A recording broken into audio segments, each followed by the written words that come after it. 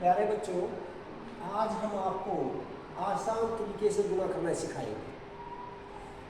इसमें सबसे पहली चीज़ क्या है कि आपने एक कितने हैं, यहाँ पे कितने एक हैं। इस संख्या में 2 बार 1 आया हुआ है और इसको इसी से गुणा करना है।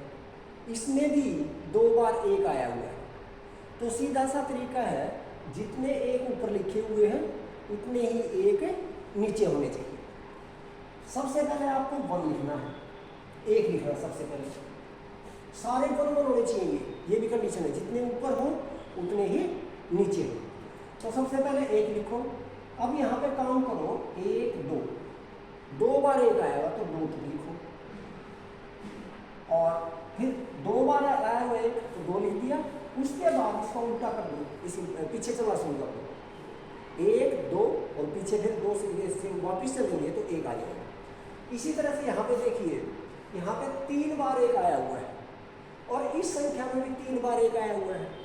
तो आपको यहाँ पे जो गिनती लिखनी है वो 3 तक लिखनी है पहले, 1 2 3। अब इसका उल्टा चलना शुरू कर दो, 2 1।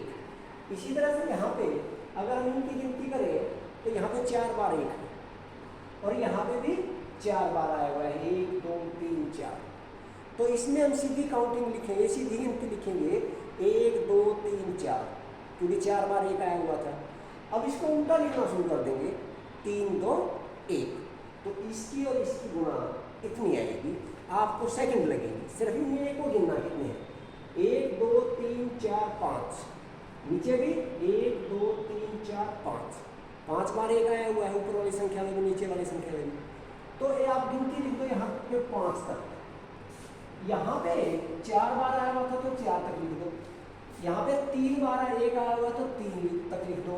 यहाँ पे 2 बार आया तो 2 तक लिख दो। इसी तरह से हम इसमें करेंगे, पहले इसकी गिनती करेंगे, 1 2 3 4 5 6। नीचे भी 1 2 3 4 5 6। तो हम सीधी गिनती लिख देंगे 1 से 6 तक, 1 2 3 4 5 6। और अब इसका उल्टा शुरू कर देंगे, 5 4 3 2 1। तो मेरे ख्याल से अगर हम इसकी गुणा अपने पुराने तरीके से करते तो शायद हमें 6 लाइनें यहाँ पर लगानी पड़ती, फिर उनका जोड़ करना पड़ता, तो उसमें हमारा बहुत ज़्यादा टाइम लग जाता।